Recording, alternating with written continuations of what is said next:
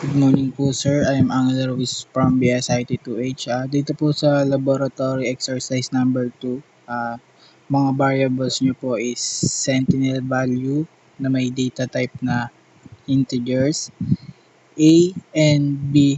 Ang A po is may value na 2, B is may value na 0 na ang data type din po is integers. Dito po sa cout and enter sentinel value,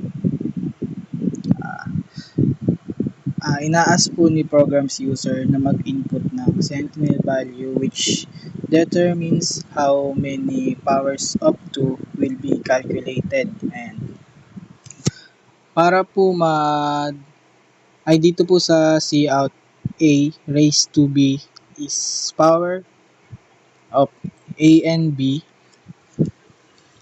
Pinapakita po dito yung result ng A raised to B, and sa while loop po,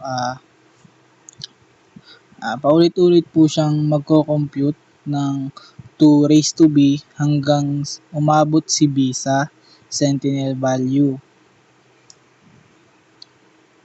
Then para po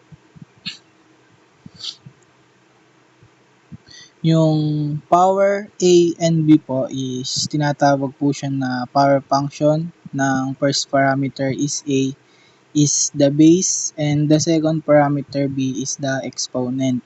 Then ang output niya po is